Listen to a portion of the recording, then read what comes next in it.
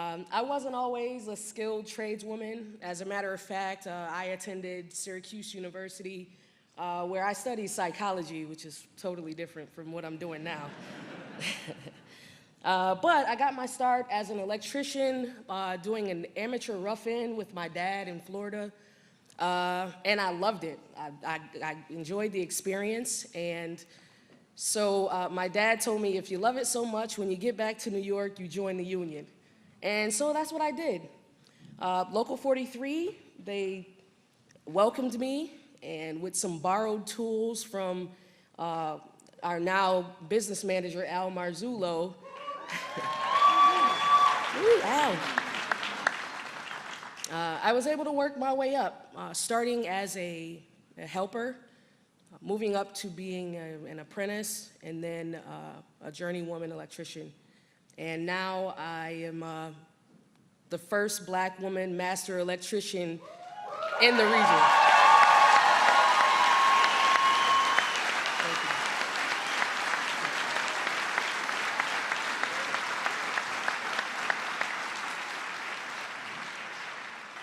My career in the IBEW changed my life for the better. It's given me incredible opportunities and a bright future here in Syracuse, New York area. And I'm not only a master electrician, but I also own my own electrical contracting company, Luminary Electrical Contractor.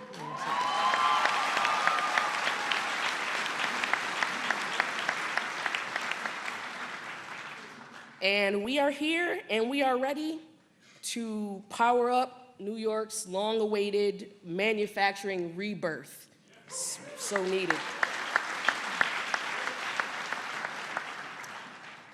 So you all can only imagine how much of an honor it is to be able to introduce the President of the United States. When I got that call, I was like, who? Anyway, we all know that politicians tend to make a lot of promises, especially during election season, which we have coming up. And too many of them don't actually keep their promises, but not President Biden.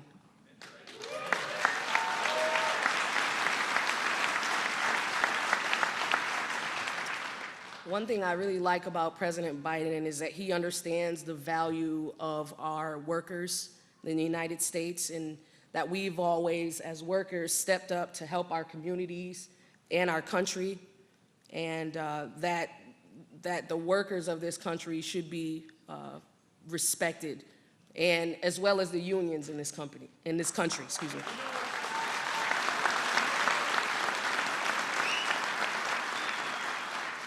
So he made some promises when he got elected, and I remember some of these promises. They're written down on this paper here, so let me go ahead and read those. He promised to reach across the aisle. He promised to invest in rebuilding and modernizing our infrastructure, to expand our broadband, modernize our grid for cleaner energy, and to target underserved communities, excuse me. President Biden promised to bring back manufacturing so that we can start building things in this country again.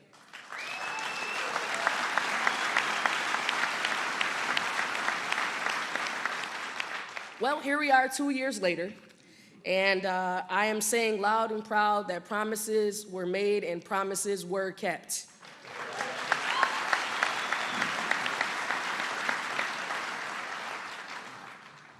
For the people that have lived in this community, myself, my whole life, we understand how desperately we need this new beginning in the Syracuse and Central New York area, especially with all of the plants closing, job losses, and the hearts breaking for generations of workers.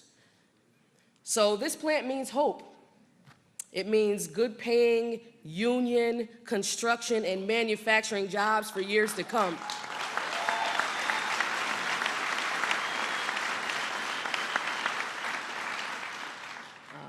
So selfishly, I'm really excited about this. This plant also means that when I go to see and speak to our high school and middle school students, I can, which is our next generation of workers, I can look at them and say, you can get a job right here in Syracuse. You don't have to go away anymore. You know, that was one of the things that we lost, with a lot of people moving away because we didn't have that. So we have that now, and I'm able to go ahead and say that to them, look them right in the eye and say that to them, and also to show them that a person that looks like them can be a part of rebuilding our city, our state, our country.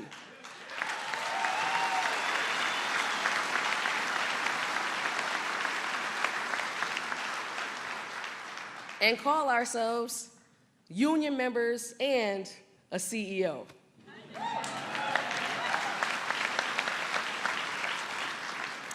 But it's not just about the announcement today for what we're here for Micron, but thanks to the bipartisan infrastructure law, Central New York is rebuilding just along with the rest of the country. Hundreds of local 43 brothers and sisters are already working on the massive I-81 reconstruction project, thanks to President Biden and Governor Hochul. And Joe Biden has always kept his promises to union workers like myself, and that's why I'm proud to be standing here today. So on behalf of my family, on behalf of my local union, on behalf of this great city of Syracuse, New York, it is my greatest honor to introduce a great champion of American workers that we've ever had in the White House. All right, ever. The 46th President of the United States, President Joe Biden.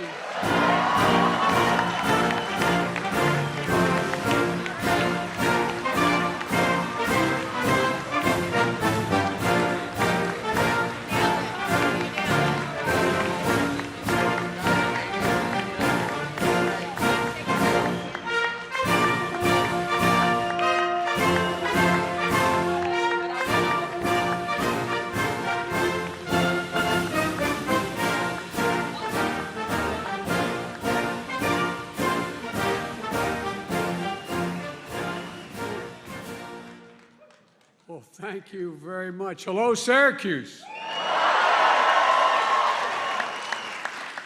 If you have a seat, take it. If you don't, I'd probably leave. Shawnee, thank you for that introduction and for representing your sisters and brothers, the IBW. One of the reasons I'm standing here is because of the IBW, not a joke. They endorsed me early on, and along with, quite frankly, every other union in America, and we came along. I made a promise, and I'm keeping it. I'd be the most pro-union president in American history, and I'm going to make sure that happens. Simple reason for that. You know, the middle class built this country, and unions built the middle class. We used to say in the Senate, excuse the point of personal privilege, so I'd like to introduce some of my family and friends, and I don't know where they are right now, but my, you know, I married a beautiful woman from Skaneateles Lake, was at Syracuse. I met her on spring break and fell head over heels in love with her, and gave up a starting job on the football team in Delaware to come up every weekend because I couldn't stay away from her. And her brother Michael is here. Where's the family?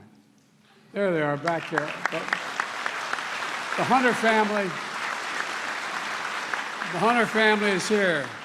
Daughter Lauren and Greg, and the children Gillian and Gregory and Nancy Hunter and her daughter Jess, my brother-in-law Johnny's wife and daughter, and as well as one of Bo's best buddies, Andy Grote, and an old friend who's here. I excuse this again, as used to say in the Senate, a point of personal privilege. But just like coming home, man, coming home. Molly and her brother, Jimmy Crean. And the president of Syracuse University and the dean of the law school, who probably I wouldn't get in these days, although I went there on a scholarship. And Mayor Walsh, Ben, thank you, County Executive McMahon. It's good, it's good to be in a place that means so much to me, and that means so much to our country with the project we're here to celebrate today. Governor Hochul, thank you for the passport into the state. Appreciate it very, very much. You've been a great partner to me and a great leader for the state. You saw an opportunity to attract more semiconductor supply chain businesses, and you signed a law to make New York even more welcoming.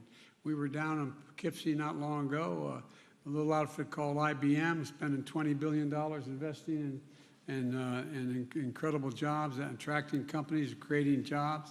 A century ago, this region was the heartland of manufacturing. And when I was up here as a law student, you had Kodak, Corning, General Electric. Governors always believed it could be that way again. She thought that would be the case, and the region is poised to lead the world in advanced manufacturing. Not a joke. Poised to lead the world.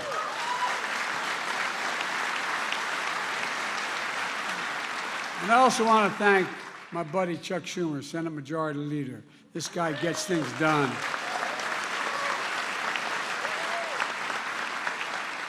And a close to a hometown girl, a senator from upstate New York, Kristen Gillibrand. She gets things done. I learned a long time ago, when Kristen calls and asks something, just say yes. just do it right away, because you're going to do that anyway. So, good being with you, kids. And look, it's a hell of a delegation. I think it's one of the best delegations in the country, and Chuck is a great majority leader. Getting big things done. And we wouldn't be here today. It's not hyperbole. We wouldn't be here today without him. And Kristen's, as I said, hometown here in upstate New York. She's a fighter for families in this area. And you'll be hearing from all these folks in a minute. But Congressman John Katko, where's John? Johnny? Stand up. John is a Republican, and I like him a lot. I like him a lot. John, I've been in the Congress for a long time, and we used to have, this is how we used to be. We used to work together like you've worked together with me and with the delegation. Thank you very much. I'm quite frankly a little sorry you're leaving. And thanks for what you've done. And thanks for the passport into your district. I appreciate it. And thanks for reaching across the aisle to support the CHIPS and Science Act, which this guy wrote right here. We'll talk about that in a minute. And we also have one of the leading members of the United States Congress, Chair of the House Intelligence Committee, Adam Schiff. He came all the way from California just to see Chuck. Where is he? There he is. Good to see you, Adam.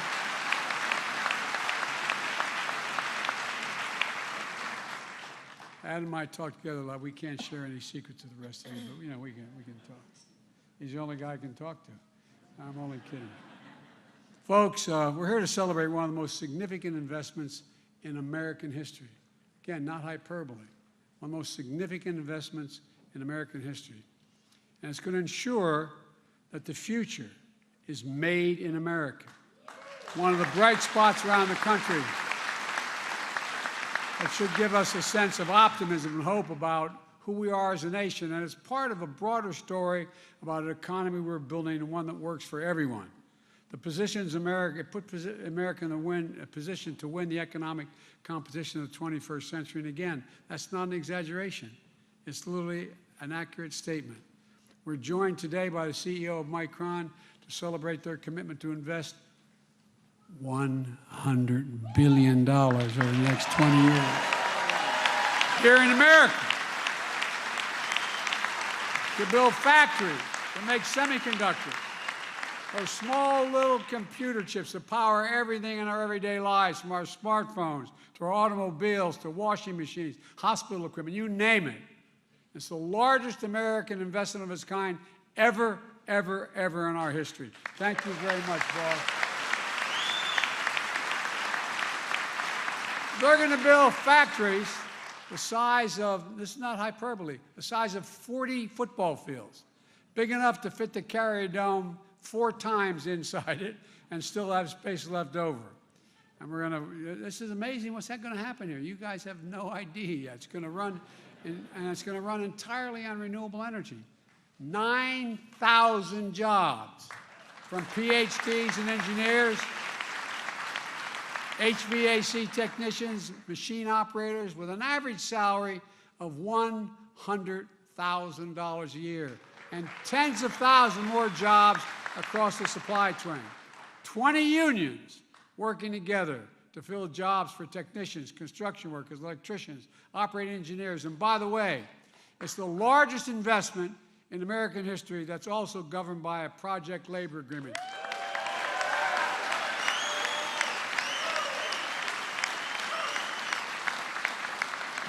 That's a fancy way of saying union. Union, not labor, union. They ensure that the major projects are handled by well-trained, well-prepared contractors, subcontractors, and highly skilled workers. These agreements make the construction a top-notch project because they're the best folks to do it. Their projects are on time, on task, and on budget. Back in February, I signed an executive order to make sure large federal construction projects use project labor agreements. And it means that Micron is using one here as well. Micron's also paying a prevailing wage for funding apprenticeships programs, so folks can get trained in places like this community college for one of the thousands of good-paying jobs in this new site. And it really matters. It matters a lot. America invested in these chips. The federal investment helped reduce their cost, creating a market and an entire industry that's American-led. You know, that's how it all started. As a result, over 30 years ago, America had more than 30% of the global chip production, 30%. Then something happened. American manufacturing, the backbone of our economy, got hollowed out. Companies moved jobs overseas from the industrial Midwest, as well as from the Northeast and manufacturing towns like here in central New York and upstate New York. And as a result, today we're down to producing only about 10% of the world's chips. We invented them, but we produce only 10%, despite leading the world in research and design of new chip technology as well. It's here in the United States. But because of the new law I signed and Chuck designed and delivered, we're turning things way around in a very big way. With Micron's $100 billion investment alone, we're going to increase America's share of global memory chips and production by 500%.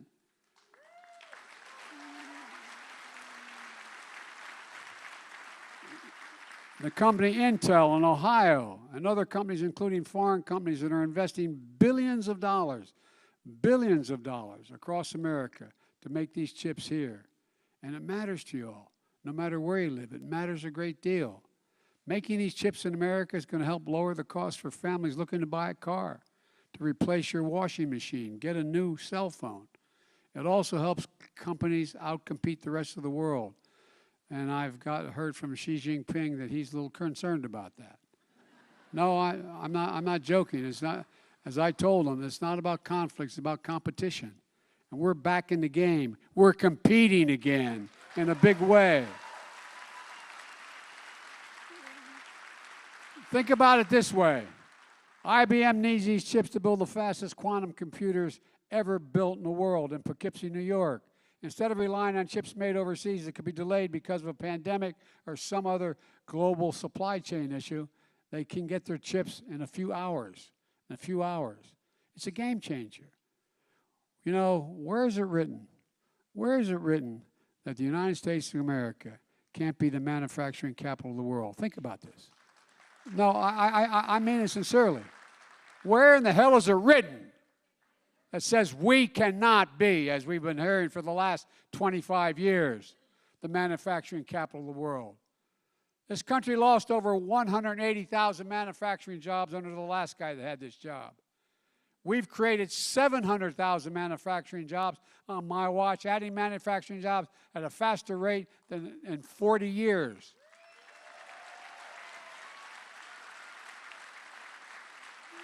The previous president made a string of broken promises in places like Wisconsin, Indiana, Ohio, where promised investments in jobs and manufacturing never materialized, but layoffs and shuttered factories did materialize.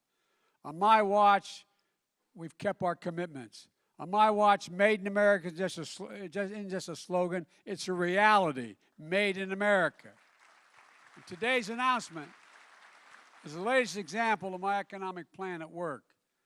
I've said from the beginning that my objective is to build an economy from the bottom up and the middle out. An economy that rewards work, not just wealth. An economy that works for everyone. So the poor have a ladder up, the middle class can do better, and when that happens, the wealthy do very well. They don't get hurt at all. They do very well. It's a fundamental shift, and it's working compared to what the very conservative Republicans are offering these days. Let's just take a look at the facts. When I took office, the economy was in ruins. My predecessor was the first president since Herbert Hoover, not a joke, to lose jobs in the entirety of his administration, the first. Unemployment, when I was sworn in, was at 6.4%. Hundreds of thousands of small businesses closed. The irony is that during the pandemic, the record number of Americans became, at the same time we lost all these small companies, a record number of Americans became billionaires in the middle of this crisis. While more than 9 million people were still out of work from the pandemic when I took office.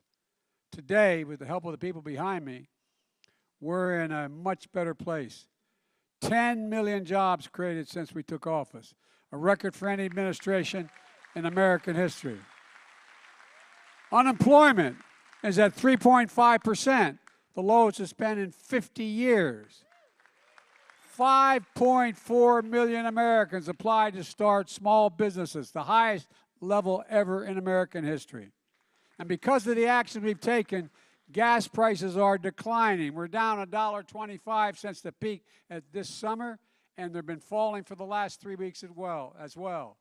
And adding up real savings for families. Today, the most common price of gas in America is $3.39, down from over $5 when I took office. We need to keep making that progress by having energy companies bring down the cost of a gallon of gas. That reflects the cost they're paying for a barrel of oil. There used to be a direct correlation. Barrel of oil goes down, the price at the pump goes down at the same time. If we're taking average profits they've been making over the last 20 years instead of the historic profits they're making today, the price of gas would be down an additional 40% to 40 cents today to $3 a gallon. And by the way, last quarter, the 5 largest oil companies made, in the last quarter, $70 billion in profit in 90 days. Shell announced just this morning that it made $9.5 billion in profits in the third quarter. $9.5 billion. That's more than twice of what they made in the third quarter of last year. And they raised their dividends as well, so the profits are going back to their shareholders instead of going to the pump and lower the prices. Because if they charge the same amount as they're acting as they did a year ago and 2 years ago, when the price of gas goes down, the price of oil goes down, the price of gas goes down. And even though my Republican friends in Congress seem to be hoping for a recession, many of them, present company excluded, today, the GDP results came out, and the economy, in fact, is growing. In fact, the economy grew at 2.6% rate last quarter, and although it may not feel like it for everyone, people's incomes went up last quarter more than inflation went up. And enough growth. So, economic growth is up, the price of inflation is down, real incomes are up, and the price of gas is down. Folks, continue to spend, but now at a more stable pace than during our rapid recovery last year. Businesses continue to invest in America.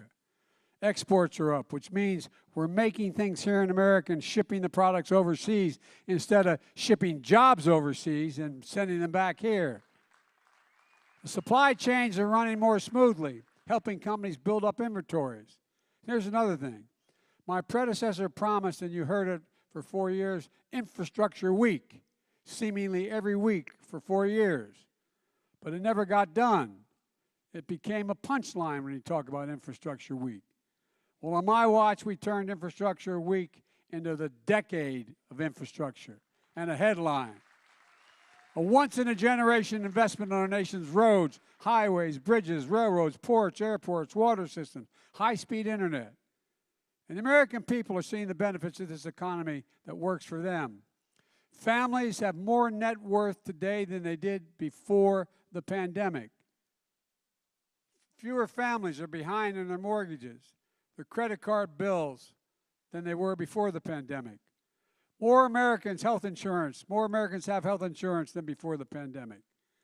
And we're doing everything we can to give folks just a little bit, as my dad would say, just a little bit of breathing room. We're giving Medicare the power to negotiate lower drug prices. Folks, we've been trying this for as long as I was in the Congress. We pay the highest price for prescription drugs of anywhere in the world. And I'm talking the exact same prescription made by the exact same drug company, sold in the United States and sold in France. You can buy it probably 30% cheaper in France or Canada, around the world. Where's it written that that's okay? Where does it say that's okay to do? We're capping seniors' out-of-pocket prescriptions starting next year. Prescription drugs, and it's the law now, will not have to pay if they're on Medicare more than $2,000 a year for the prescriptions, no matter how much that costs. Even if their drug costs are $10,000, $12,000, $14,000 a year, like some cancer drugs do cost. Now, if Big Pharma tries to raise drug prices faster than inflation, they're going to have to write a check to Medicare to cover the difference, because there's no rationale for it, unless they can prove they engage in additional research to improve the product. If it's the same exact product, they cannot raise the price beyond the cost of inflation for that particular drug. And by the way, put this in perspective, last year the price of 1,200 specific prescription drugs went up faster than inflation. We're going to put a stop to that. From now on, if drug companies rise the price faster than inflation, they're going to have to rebate the money back to Medicare. We're also capping the cost of insulin for seniors on Medicare at $35 per prescription instead of the average $400 a month, like some are paying now. We passed tax credits to help families buy energy-efficient appliances, put solar panels on their homes, help them buy an electric vehicle, weatherize their home. Things that are going to save, it's estimated by the utility companies, an average of $500 a year for the families, and much more if they were to purchase a vehicle. Yesterday, we announced steps my administration is taking to get rid of unfair hidden fees, known as junk fees, that are proliferating, like surprise banking overdraft fees, an average of $35 for every overdraft, or credit card late fees, an average of $50. Or if you get on a plane and you want your 2-year-old child to sit next to you, you're going to find out you paid a hell of a lot more for your ticket when you land, before you land. If you find yourself in a position, and it goes on and on and on, all these hidden fees, well, guess what? These can add up and make taking the real money out of the pockets of ordinary Americans. That's on top of actions we took earlier this month to lower the cost of hearing aids, to make them available over the counter at places like Walgreens and Walmart. This is going to save, on average, $3,000 for a pair of hearing aids for millions of Americans with hearing loss. $3,000.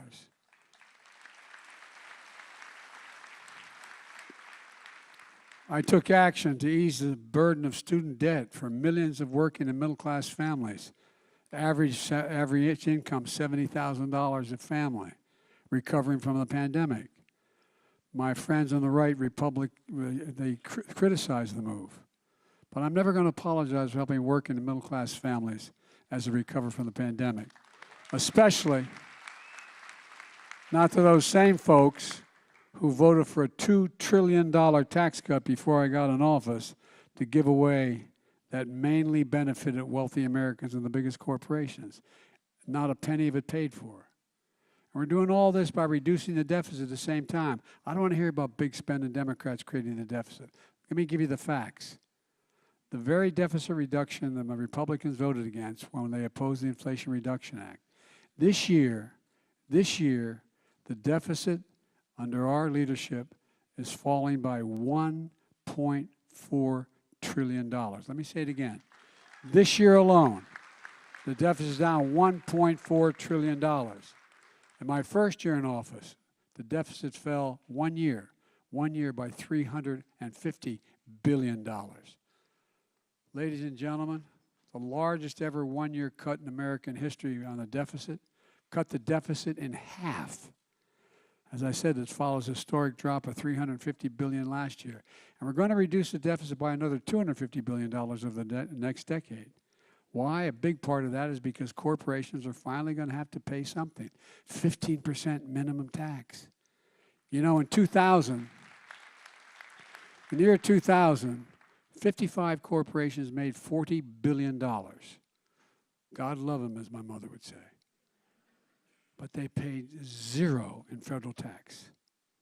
Zero in federal tax.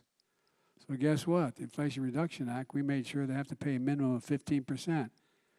That's less than you guys pay as union members in your tax. That's less than school teachers, firefighters, cops pay. But that 15% increase in the minimum tax is going to make sure we're in good shape for a long time here. That's all in stark contrast to Kevin McCarthy's Republican leader of the House of Representatives and his fellow MAGA Republicans who say their number one priority is to do the following. And they've said it publicly. By the way, if I had asked you, and we were just walking down the street, so can you tell me what the Republican platform is? What they're for? I'm not joking. I'm being deadly earnest.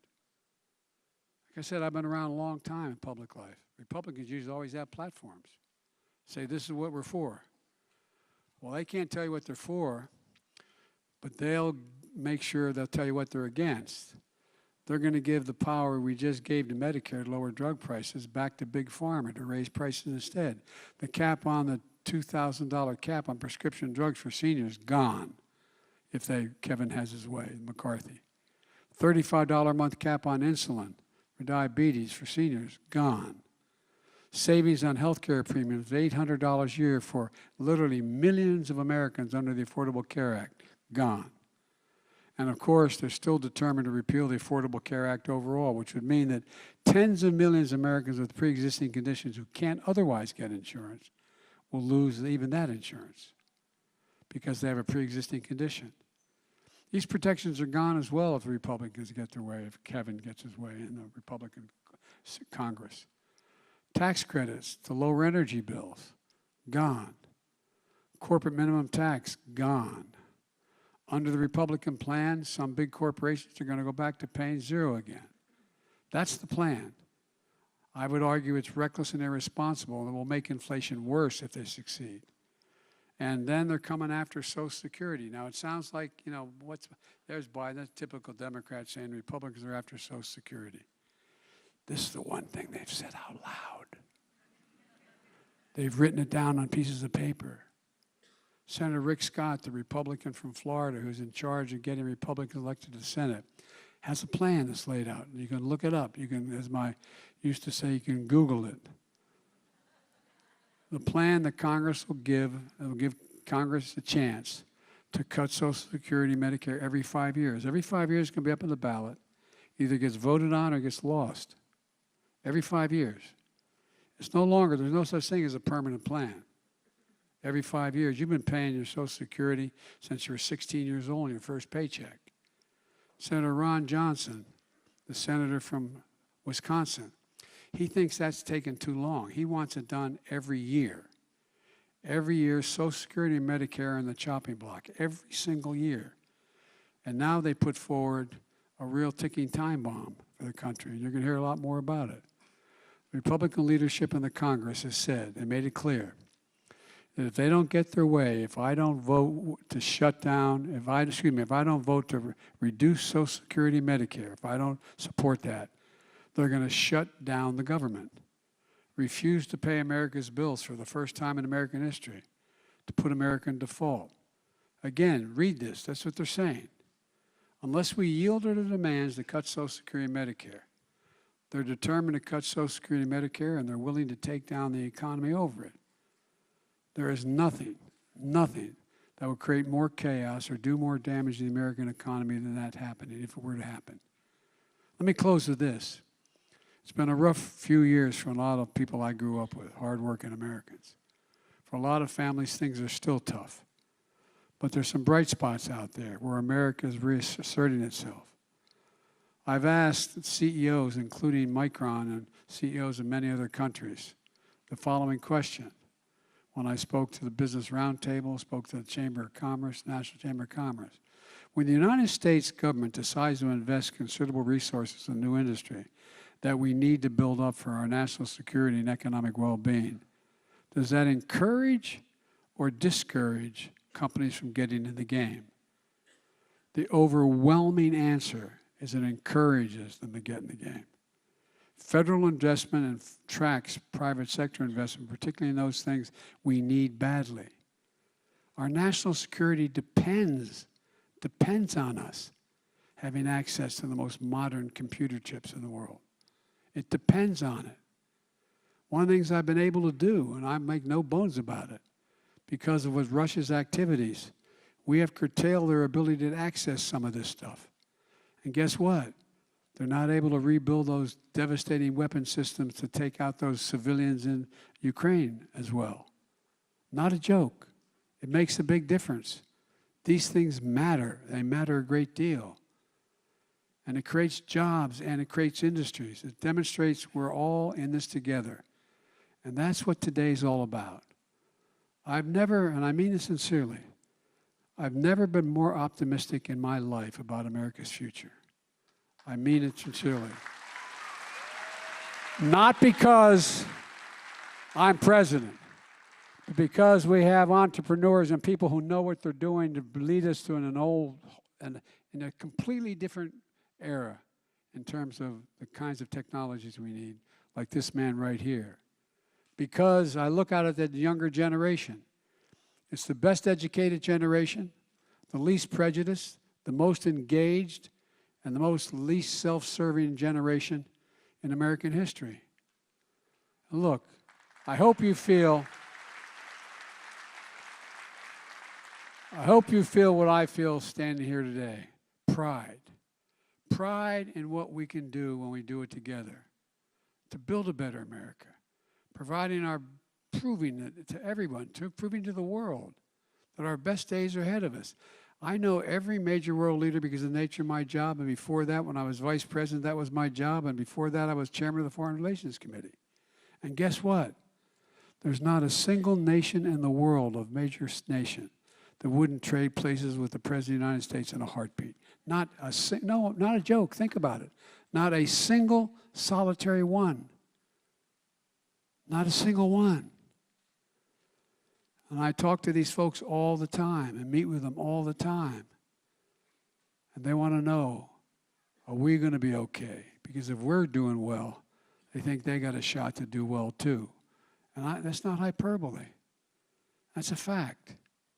But we just have to keep it going. And I know we can. We just have to remember, for God's sake, who we are. We are the United States of America. There is nothing beyond our capacity. And we're the only nation in the world that has come out of every crisis better than when we went into the crisis. And folks, we're going to do it again. God bless you all, and may God protect our troops. And I want to invite my good friend, the great partner, Majority Leader Chuck Schumer, to the podium, author of the CHIPS and Science Act, and one of the major reasons we're standing here. Chuck, the podium is yours. Thank you, Mr. President. Great job. That was well done. Everyone, they're giving you a standing ovation.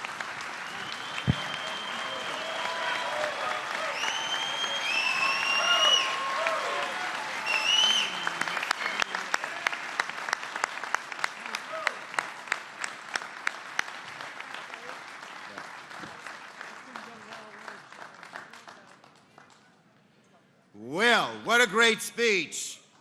Does that show what the America we stand for is? Absolutely. Thank you, President Biden. And it's my distinct honor to welcome you back home to Syracuse.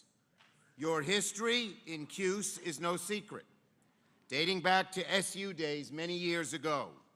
But today, your legacy here is secured forever.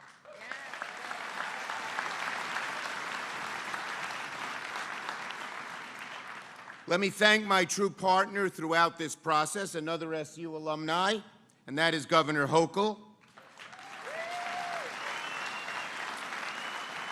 We make an unstoppable team, and if I didn't have her fighting alongside me for New York, we wouldn't be here celebrating today. I also want to thank your great county executive, Ryan McMahon. Where's Ryan? Who through his leadership and vision made White Pine the nation's premier greenfield for semiconductor manufacturing. The county executive, Center State CEO Rob Simpson, Building Trades President Greg Lancette, and a round of applause again for Shawnee Davis, as well as countless other local leaders, helped transform Central New York into a place that makes this investment possible.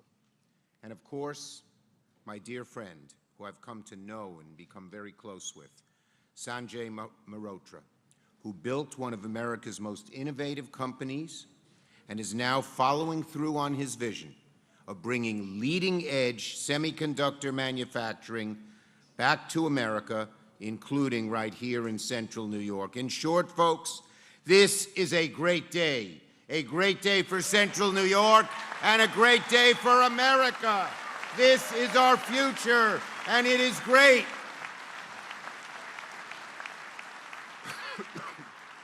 If there's a word to describe this moment, it's transformational.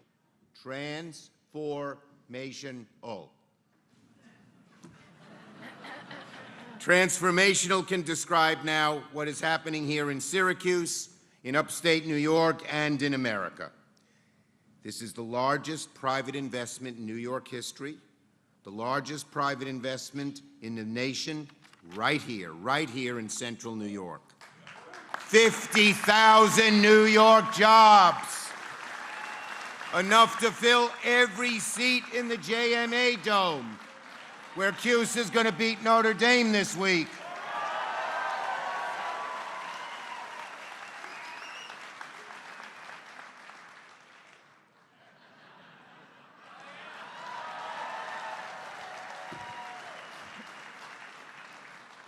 And every single inch of this massive project will be built with union labor. When I wrote this bill, I told the CEOs, yeah, we want to help you. Yeah, we want to bring you back. Yeah, we don't want those plants going to China or Germany or anywhere else, but we're not going to do it unless we do it all with union labor, plain and simple. So getting this done has been a passion of mine, yes. I feel so fervently, so strongly about it. It's why I worked so long, so hard, so persistently for the last 3 years to author and pass the bipartisan CHIPS and Science Bill and bring Micron to Central New York. To the innovators, to the job creators, to the workers that witnessed the slow erosion of semiconductors. We will bring these jobs back to our shore and finally, once and for all, end our dependence on foreign-made chips.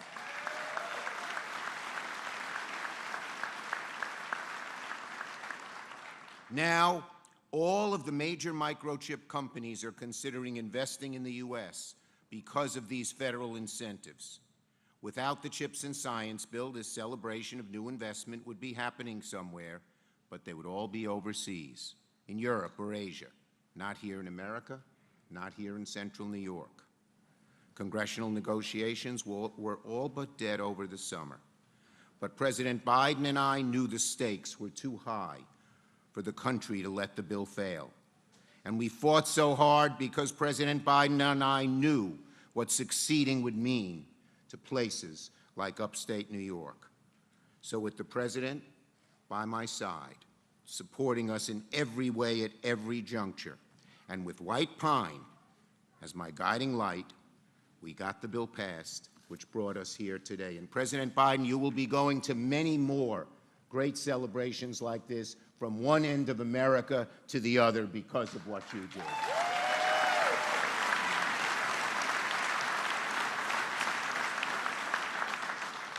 And the bottom line is, as the President outlined, there's a real difference between the two parties, folks. This was a bipartisan bill. I give my Republican colleagues, Congressman Katko and others, credit for joining us. But make no mistake about it, it was only because there was a Democratic majority in the Senate, in the House, and a Democratic president. If McConnell was leader, this bill never would have seen the light of day, and we would not be here today.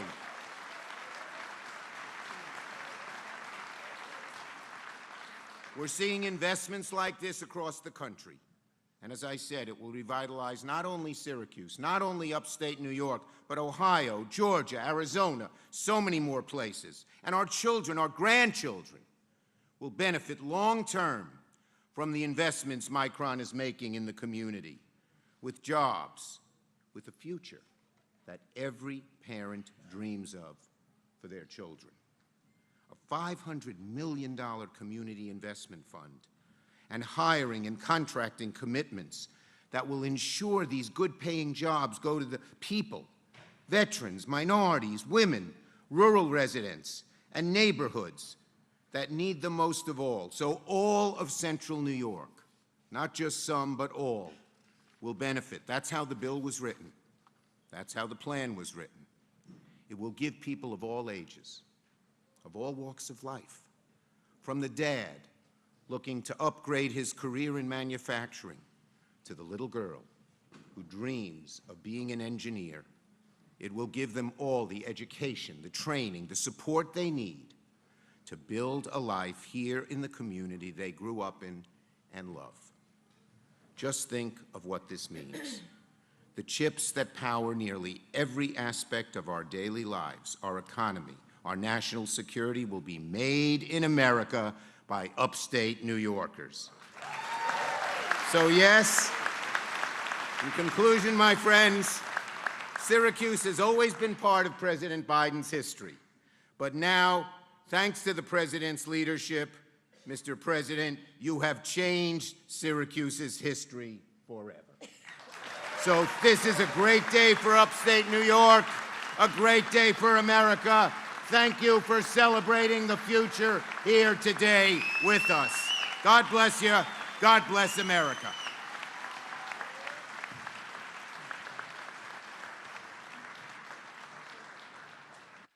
Now I'd like to invite Governor Hochul to the podium because, you know, there was two pieces of this. There was an important piece of legislation passed in the United States Congress, but there was also an important piece of legislation initiated by the governor to make this finally happen. Governor, the podium is yours.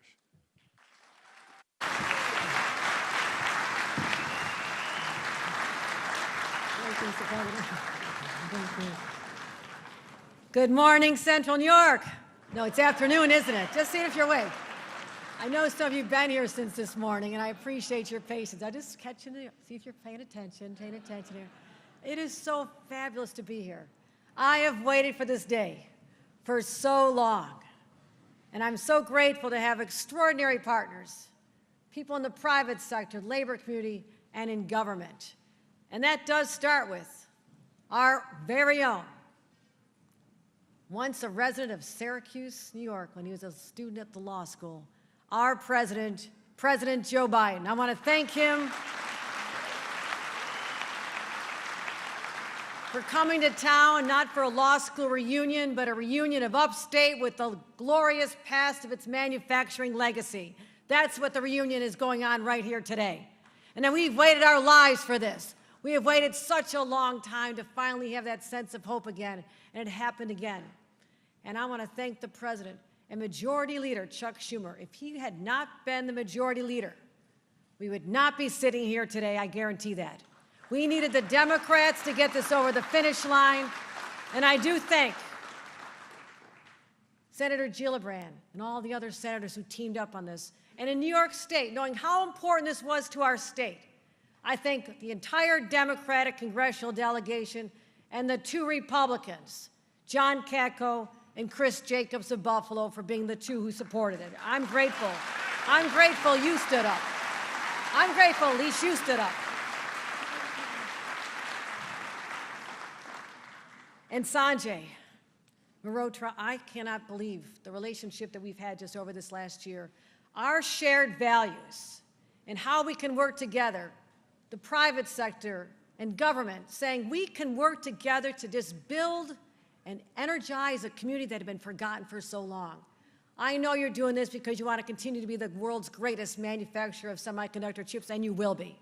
And you're going to do it here. But what you have done to my community, to my state, is something I will go to my grave grateful for, because you transformed a state that for a while had given up believing in itself. So Sanjay, to you and all your partners at Micron, everybody from Micron, we love you. We're so grateful you're here. You have been extraordinary.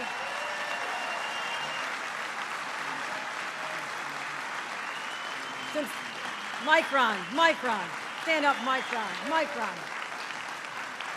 How do you spell hope in New York? It's M-I-C-R-O-N. That's how you spell hope, M-I-C-R-O-N. We are grateful to you.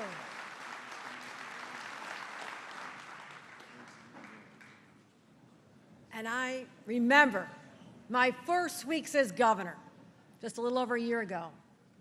Kevin Eunice came to me, and I want to thank him personally, because this was the job, Empire State Development.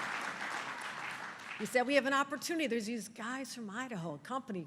They're going to look around the country for an opportunity to expand. I said, how big is this? It's the biggest deal in Americans' history. I said, really? Sounds a little big, Kevin. But I said, bring him into my office. Let's see what this is all about. So we had a meeting. We had a chance to talk about what I knew about upstate, because I'm from upstate. I happen to be the first upstate governor in 100 years. I know upstate New York. And I lived through the tough years. I knew what it was like when unemployment was 15%, when all the members of my big Irish Catholic family, who grew up in an area called Lackawanna in Buffalo. And Buffalo, here we go. The Bills are doing pretty good too. Grandpa made steel. My dad made steel. My uncles made steel. But in 1982, when all those jobs went away, my brothers and sisters couldn't find work. Unemployment was 15% where I came from. And it was all over upstate New York. We lost those jobs to Japan and China, the Southwest. The phrase in my community was, last one out the door, turn out the lights. That's what we told our kids. Our greatest export were our children. I lived through that. That's in my soul. I know what happened to a state and to a community because the businesses gave up on us. We didn't give up on them. We were still the same people. We still wanted the dignity of a good job. We wanted our union members to continue working and making things like they had for generations, but the jobs were gone back then. So when I saw an opportunity with Micron knocking on the door saying, what can you offer? We said, we're not losing this one. This is just too big. This is how we can regain that sense of exceptionalism that we've always had as New Yorkers. It's who we are. We build things, we grow things, we imagine things. And I knew we couldn't let this one go, and we worked hard, and I'm so grateful to have partnered with Chuck Schumer through every inch of this to get it done at the federal level. But once it was done at the federal level, that meant there'd be incentives for companies to come back from other countries, build the industry here in the United States. But what would lead them to New York? Because everybody's saying, oh, it's not the place you want to build a business. Oh, no, they're not so friendly. I said, we're going to prove them wrong. And what we had to do, we went to the legislature, and I thank Al Sturpey, our Assemblyman, for being the quarterback who got this one into the end zone with the legislature. I thank Jeremy Cooney. I thank Majority Leader Andre Stewart-Cousins. I thank the Speaker, Carl Heastie, and everybody who stood up and says, we can do this. Now, there were some naysayers. Oh, no, what are you doing here? Not sure about this one. I said, I don't care. I don't care. I'm not losing this one. This is not happening under my watch. And we got through with the support of the legislature, the Green Chips Act, that gave us that extra leverage to say, I go back to Sanjay, I go back to Micron, I said, yes, you're going to do something in America, but you can do it in New York. And we're going to give you the best educated workforce, the most incredibly innovative people from all the walks of life up here. The people who are being educated in world-class universities. And I know that working together, our Green Chips bill, which puts an emphasis on sustainability, you're going to be a model for every other business in the world when you're done. And we're focused on the $500 million community investment plan that you've made, because we asked for it, and I'm thank you. We said we can build up childcare so moms can get to jobs. We can do apprenticeship training. We can get kids in underserved communities that chance of an opportunity that they never would have had, that their parents didn't have. That's how we build the New York dream, and it's happening before our eyes. That is what is so energizing. So those who gave up on this state a long time ago, oh, you didn't make the bet in the right place, because it's happening here. I'm getting phone calls right now from companies all over this country who are saying, tell me about New York. Tell me about this whole ecosystem. We don't need to be a Silicon Valley or a triangle down in North Carolina. This is not just CHIPS corridor. This is CHIPS country. This is New York State, and we're going to build it here in New York. And I am so excited to be able to turn the page on history that was dark and hard for many of us for so long. This is a new era, my friends. This is a new day. This is New York. Thank you very much.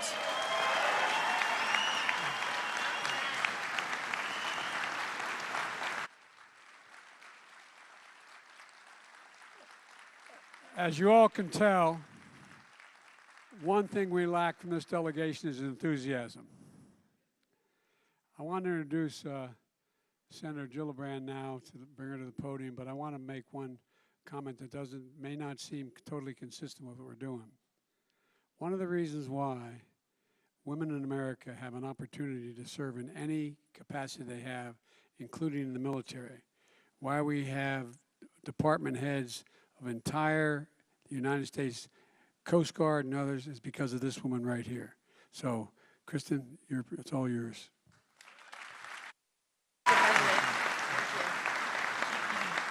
Well, this is an extraordinary day for celebration. I can't tell you how important this is for the state and the country.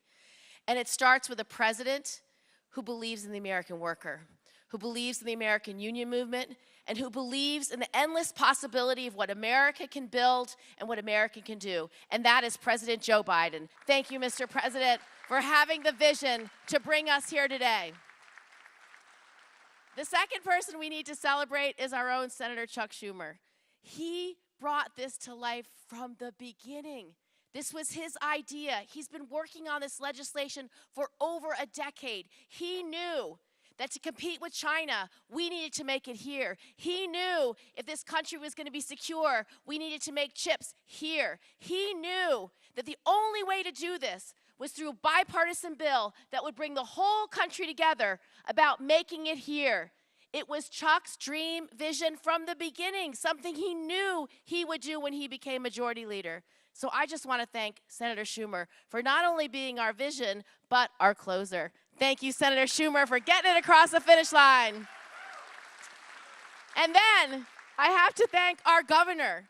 This doesn't happen without a governor who is able to come to the table with resources, to come to the table with promises of the best workforce in the country, who can come to the table with promises for education, for a pipeline of the best students, of the best workers, someone who could come to the table with tax incentives, meeting this company, Micron, halfway to get it done. Governor, without your vision and your commitment, this would also not be done. So thank you to Governor Hochul. And last but not least, our CEO. Sanjay's had a vision for what Micron can do. I can't tell you how proud he was to show the president what this plant's going to look like, that it's football field after football field in length, the state of the art. It was amazing. It was more than a kid in a candy shop. It was a man who was realizing his vision of his whole future. And he sees each one of you in this future. Every worker in this community is part of this future. And it is a bright future, and you should be so proud. Thank you so much. Now, there are 3 reasons why this is a big deal. And I won't use the word that the president likes, but it's a big deal. And it's a big deal for 3 reasons. The biggest and most important, especially for this community, is jobs. This is going to create tens of thousands of jobs over decades. This is not a small investment. This is a generational investment. And not just this generation, but the next 3. This is extraordinary for what it will do for Central and Upstate New York. It is extraordinary. And as the governor said, more companies will come. They will want to be part of this ecosystem. They will want to be part of this energy. They will want to be part of this success. The second reason this matters so much is national security.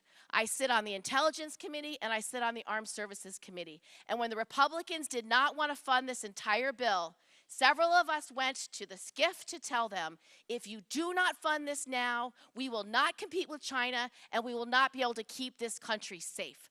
They understood and they got it done because of Senator Schumer's leadership. So this is the most important component to keep this country safe. Do not underestimate how important it is to be at the forefront of semiconductors, of AI, of quantum, and supercomputing. And this technology allows for all of that. Without it, we do not keep our country safe. And the last reason why this is so exciting is that it's hope. It's hope for the future. It's hope for tomorrow. It's for every kid sitting in the audience or watching this on television saying, I could be an engineer. I could be a mathematician. I can work at Micron. I can work anywhere. I can be the future of this country, the leader and the builder to see made in America once again right here in upstate New York.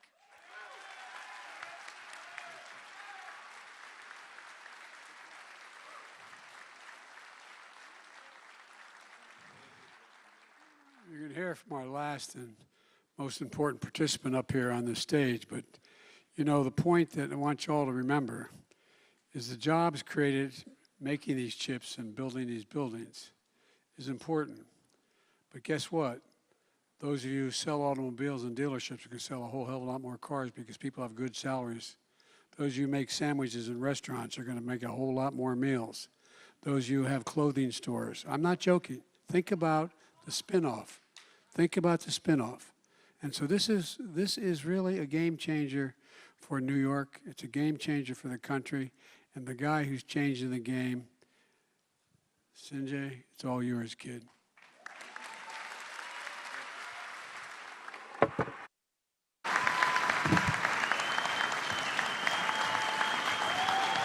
Thank you. Thank you.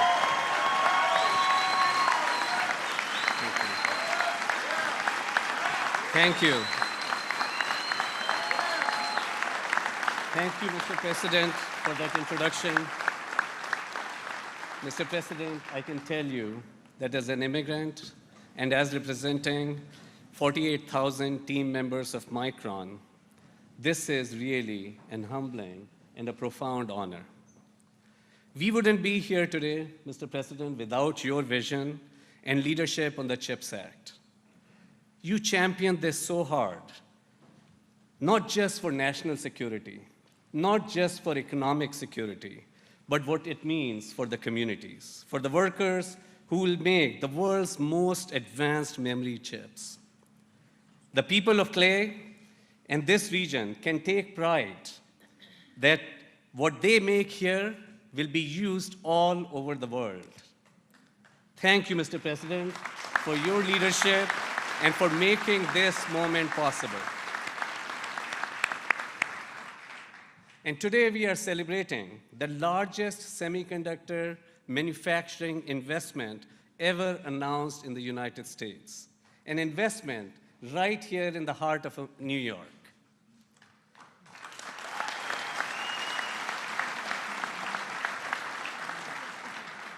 We, Micron, plan to invest $100 billion over the next 2 decades, building a mega fab manufacturing complex employing 50,000 workers here in New York. When fully built, these fabs will produce nearly 4 billion chips a year. And each of those chips, I had it here, and Is it? Can you see it? Very little. It is very little, but I happen to have another one in my pocket. It's this small. It is smaller than my thumbnail. It is thinner than my thumbnail. And it will contain these chips that we'll make here. Each one of them will contain billions of bits of information. Isn't that astounding?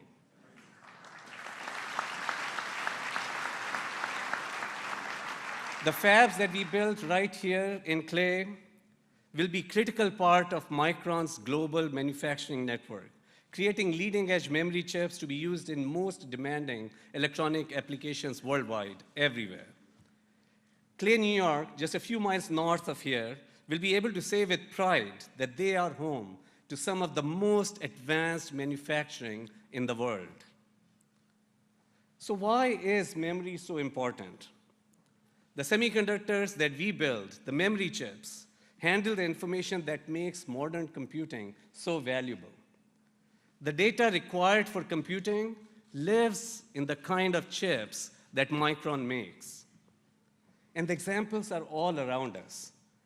The ability to change speech to text in your smartphones, advanced safety features in your modern cars, massive e-commerce platforms driving digital transformation, precise medical imaging systems that help doctors make critical diagnoses.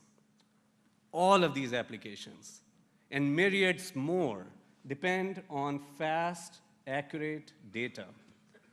And because memory makes access to data easy, it is at the heart of all of these technology applications today. Memory is also an essential component of critical infrastructure, including aerospace applications like next-generation radars, avionics, secure communications, and electronic defense systems. So I hope you understand why memory is so important. Memory really matters. Advanced computing systems require continual innovation in memory, and Micron teams lead the way. Micron, over 44-year history of the company, has now amassed more than 50,000 patents. We are an innovation powerhouse. We are the clear technology leader in memory, and we are now bringing that leadership in technology and manufacturing excellence to right here in Clay, New York.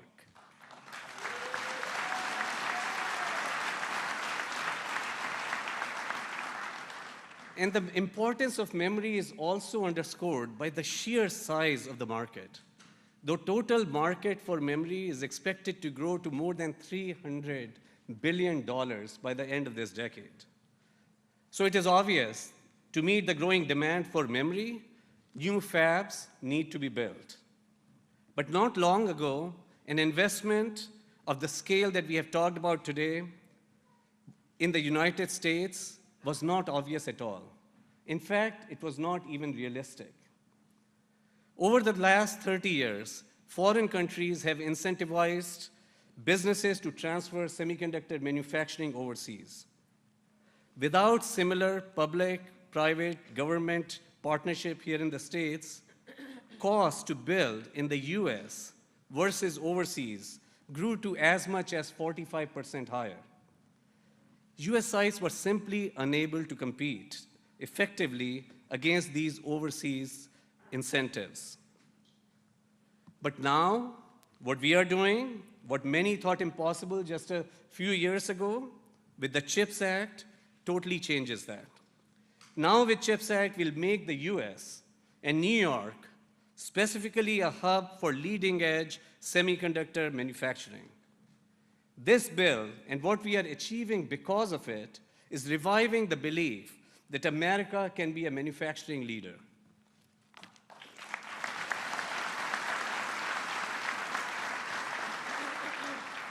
We are grateful to President Biden, Commerce Secretary Gina Raimondo, Senator Schumer, Senator Gillibrand, and so many others who ensured CHIPS became a reality. Senator Schumer, in particular, was a fierce advocate for CHIPS Act and for New York. Senator, you were relentless, and that's why we are here today. But equally important are the many state and community partners who made New York a great fit for Micron. I'm appreciative to Governor Hochul for her vision and drive to create an incentive package led by the team at Empire State Development that is helping level the playing field.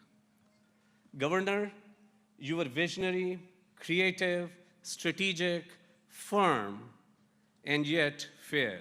You were instrumental in achieving this partnership between Micron and New York. Thank you.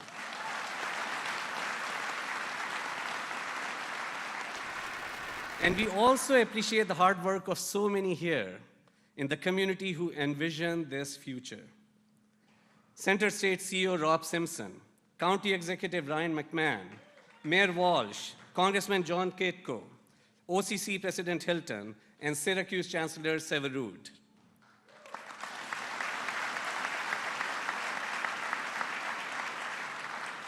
Each of you have really been great partners, and we look forward to working with you as we move ahead. And we know New York will stand alongside us to ensure a successful partnership because we share common goals. Goal 1, meeting the economic and national security needs of the US. Goal 2, securing long-term global semiconductor leadership for the US. 3, strengthening and expanding Central New York as a regional semiconductor and innovation hub. And 4, generating profits, benefits for a wide range of stakeholders in the community.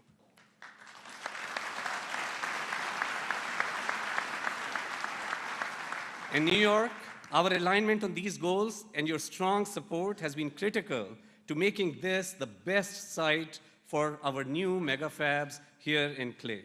And we are really excited about becoming part of your community here. You heard earlier today of the wide range of trade and technical jobs required for this project and of Micron's partnership to invest in workforce development as well as in the community. We are proud to be partnering with New York to create a historic $500 million Green Chips Community Investment Fund. And we look forward to seeing these investments put to work for the benefit of the community. And we are investing nationally too. The Micron Foundation is partnering with National Science Foundation in joint funds to develop semiconductor curriculum in colleges and universities all across the US. Of course, our partnership with New York would not be possible were it not for the leadership that Micron's tremendous global team of over 48,000 team members has delivered for the company. I'm really grateful to all our team members worldwide that do what they do every day for us, enabling our leadership today and our capability to launch this investment, this mega fab project here in Clay. In particular,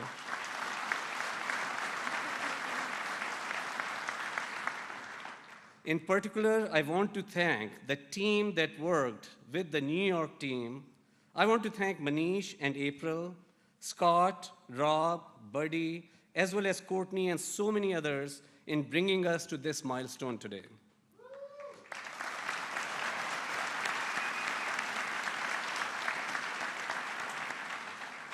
I also want to thank Micron's exceptional board, who were an integral part of our final decision to select New York for this mega fab site. Lenny Hainsworth and Rich Beyer are here representing our board. I would now like to ask Rich, Lenny, and the Micron team to stand and please recognize this amazing team.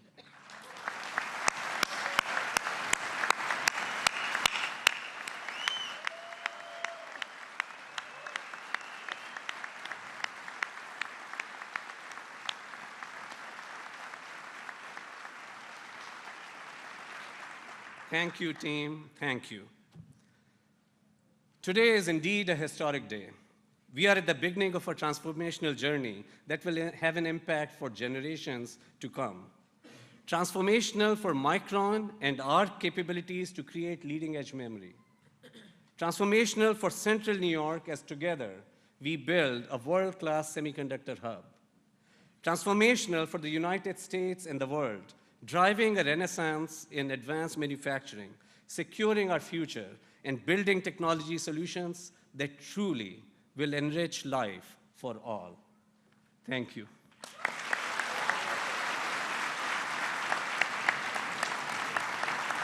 And now, thank you.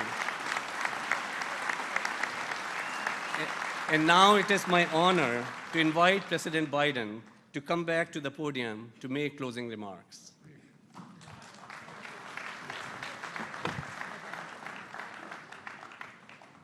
Very brief closing remarks. You're a very patient audience, but there's a lot to be excited about. There really is. We use the word all the time, transformational, but this is transformational. And it's not just here, but it's primarily here.